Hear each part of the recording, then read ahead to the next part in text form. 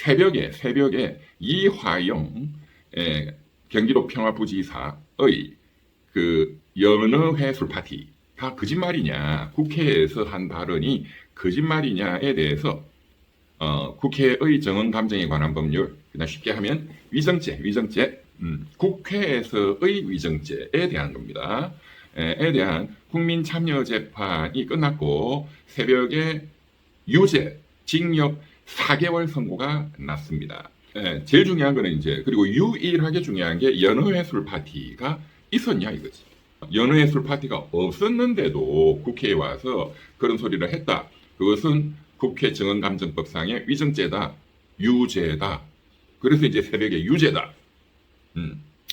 징역 4개월. 이제 이것 자체는 그렇게 중요하지는 않습니다. 그렇지만 국가적으로, 그리고 제일 중요한 건 누구? 지금 새벽에 이 결과를 가장 눈 빠지게 기다렸던 분이 누구였어요? 이재명, 김혜경 부인, 그 부부가 제일 기다렸을 거예요. 이화영 연어회술 파티는 없었다. 너 거짓말이야, 인마. 위정죄야, 너. 징역 4개월 살아. 라는 국민 배심원단들의 판결이 났다 이거예요.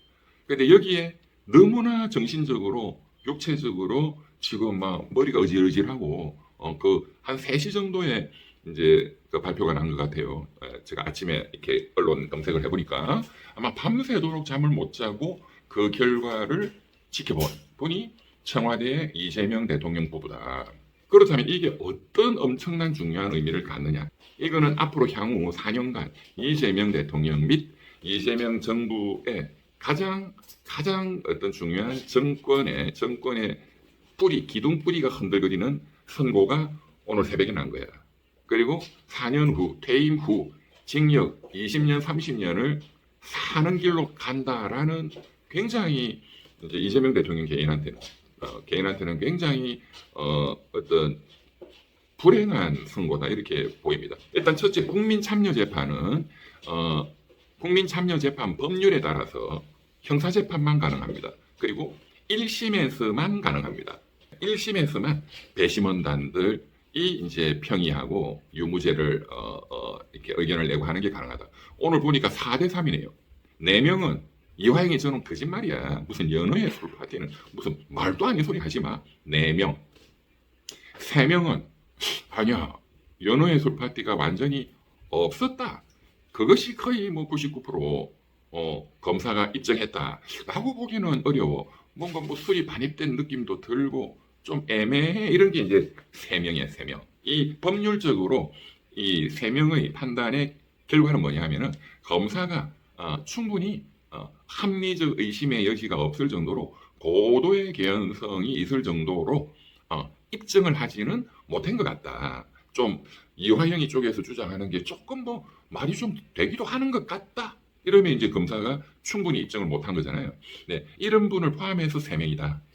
3명은 다 이화영이가 맞다고 했잖아. 그런 게 아니다 이거예요. 그걸 제가 지금 전문적으로 설명해 드리는 거야. 분명히 그렇게 또 멍청한 무식한 국민들을 속이려고 덤빌 거야. 그런데 뭐 국민들이 이런 걸 어떻게 알아? 전문적인 걸. 변호사도 잘 모르는데. 그러니까 4대3이라는 거는 4명은 그 연어회술 파티, 그 이화영이 주장 말도 안 되는 거짓말이야.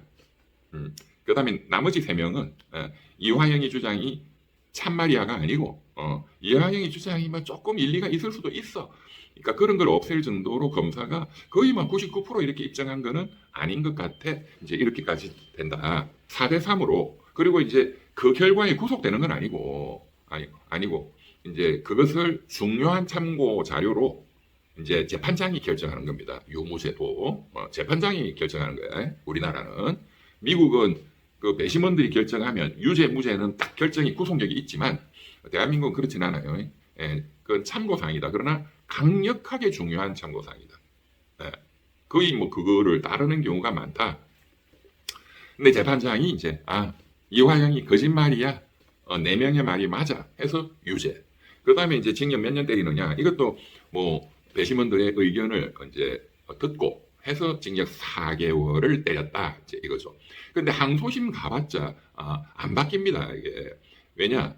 그 국민참여재판법에 따라서 그 국민들, 배심원들의 의견이 재판에 국민이 참여해서 그 의견이 반영되도록 하는 게 이 법의 목적이잖아. 취지잖아. 그러니까 그걸 가급적하면 존중을 해야 되거든.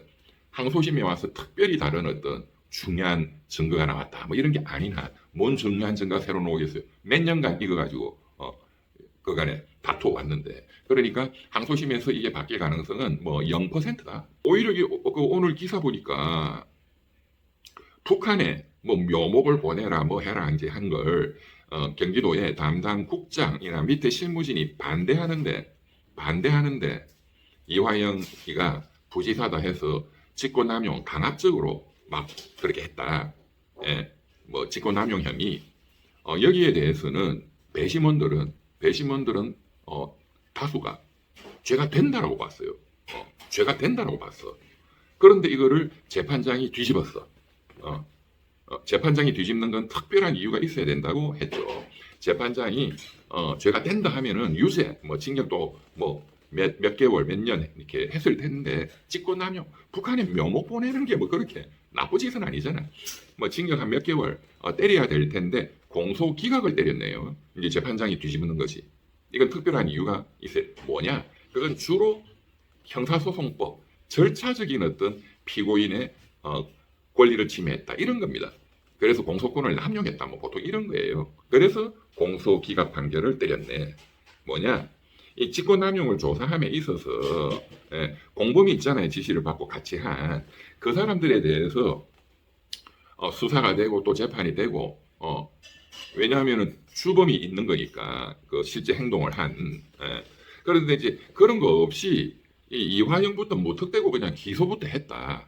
무턱대고 그러니까는 충분히 이화영이가 수사받을 때 어떤 방어권이 보장되지 못했다. 그러니까 실체적 진실은 유죄인데 방어권이 보장되지 못했다. 그래서 공소권 남용이다. 그래서 공소기각 판결이다. 이렇게 때려버렸다 이거예요. 그거는 재판장이 이제 굉장히 이화영이 편을 들어준 거지. 뭐 편을 들어줬다기보다는 법리적으로 정확하게 한 거죠. 정확하게. 그런데 이게 이제 핵심이 연음회 술 파티가 결국 없었다 이런 결론이 난 거 아니에요. 1심이긴 하지만 2심, 3심에서 바뀔 가능성은 거의 없다. 거의 확정되었다. 그러면 이게 이재명 대통령에게 어떤 영향을 주느냐? 법률적으로 대북 송금 사건 직격탄을 준다 이거야. 왜? 이화영 부지사의 그 진술 처음에 자백을 했단 말이야. 지금 검사 박상용 검사 및 그 재판 기록에 보면 제가 다 읽어봤어요. 20만 페이지를. 그래서 대법원에서 판결을 내렸잖아. 일단 이화영에 대해서 대북 송금은 맞다, 있었다. 그 이화영이 징역 7년 8개월 대법원에서 받은 거는 제3자 뇌물이 아닙니다. 그거는 지금 별도로 재판하고 있어요. 그게 어마어마하게 형량이 나와. 10년 이상 나와. 근데 외국한 거래법 위반에 대해서 7년 8개월 지금 살고 있단 말이야. 그런데 지금 제3자 뇌물까지 재판받고 있어요. 그 10년 나와, 이화영. 막 어거지로 없는 거를 만들게 하면은 오히려 형량이 더 높아집니다. 오늘처럼. 자꾸 이제 허위사실 거짓말을 자꾸 하니까 또 범죄가 생기고 또 징역 4개월, 또 징역 몇 개월 막 이렇게 된단 말이에요. 그런데 이제 대법원에서 북한으로 불법적으로 대북 송금이 이루어졌다 하는 외국한 거래법 위반은 확정됐단 말이에요. 그 판결문은 1심, 2심, 3심이 똑같아. 너무나 많은 증거가 유죄를 확정했어. 그러니까 이재명 대통령도 대북 송금에 대해서 외국한 거래법 위반 그리고 제3자 뇌물이 퇴임 이후에 유죄가 날 것이다라는 두려움이 있는 거잖아. 그러니까 이걸 뒤집으려고 하는 거잖아. 이화영이가 이거 하나로 외국한 거래법 하나로 7년 8개월인데 물론 여기에는 뇌물 받아 챙긴 것까지 포함이 되어 있습니다. 그래서 7년 8개월이지. 그렇지만 제3자 뇌물이라든가 이게 큰 건데 제3자 뇌물이 뇌물은 1,000만 원에 1년 1억 받았으면 10년이잖아. 근데 북한이 준 제3자 뇌물 금액이 100억이 넘어. 생각하기도 끔 1,000년이야 1,000년 징역으로 하니. 그러니까 이게 너무나 겁이 나니까 그래서 박상용 검사가 또 법조계에서 이재명 대통령 재판이 나중에 열리면 대북 송금 사건에 대한 제3자 뇌물 그리고 외국한 거래법 위반 제3자 뇌물이 핵심이에요. 그것만으로도 징역 20년 이상이 나올 수 있다. 왜?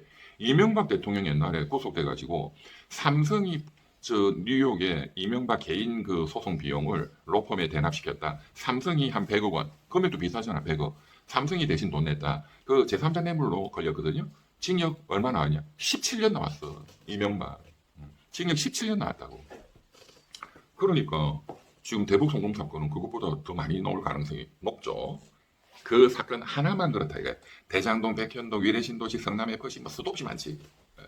그러니까 이재명 대통령 입장에서도 겁나지. 겁나지. 퇴임하면 나이가 몇 살이에요? 67? 재판받고 재판 확정되면 한 70. 예? 70살부터 끔찍해. 무기징역이야. 자, 그러면 오늘 연어회술 파티는 없었다죠? 없었다. 근데 이게 어떤 영향을 주느냐? 원래 이화영의 주장은 연어회술 파티 때문에 검사가 내한테 술을 먹이고 또 쌍방울 김성태 회장한테도 먹이고 연어회 사주고 그것도 뭐 말이 7번 8번 바뀌었죠. 어쨌든 그렇게 해서 내가 술 얻어먹고 사실과 달리 이재명 지사가 다 시켰다 알았다 대북 송금 이재명 지사가 주범이다라는 거짓된 자백을 했다라는 게 이화영 쪽 주장이잖아. 응? 허위 진술을 했다. 진술이 조작됐다. 그래서 조작 수사다, 조작 기소다 하는 거잖아요. 그런데 오늘 이제 국민들, 배심원들이 결정한 게 뭐냐? 아니야. 연어회술 파티는 없었어. 그것은 거짓말이야. 그러니까 연어 술 얻어먹고 진술이 조작돼 가지고 내가 이재명 지사한테 죄를 덮어 씌운 거, 그 주장도 다 거짓말이 되는 거잖아요. 그러면 결론은 대북 송금 사건은 실질적 진실이 유죄다 이거예요. 유죄. 예. 그러면 이화영 본인의 제3자 뇌물 대북 송금도 앞으로 유죄가 나오게 되고 결정적으로 제일 중요한 건 이재명 대통령에 대한 퇴임 이후에 대북 송금 사건은 유죄인 거지. 유죄예요. 그런데 형량이 어마무시하게 나올 수밖에 없다. 그런 길로 들어가는 완전 외통수에 들어선 거야. 예? 유턴해서 나갈 길도 없어. 완전히 이제 외길 그 골짜기에 아예 들어간 거예요. 예. 그런데 왜 이런 짓을 만드냐고. 어리석은 거지.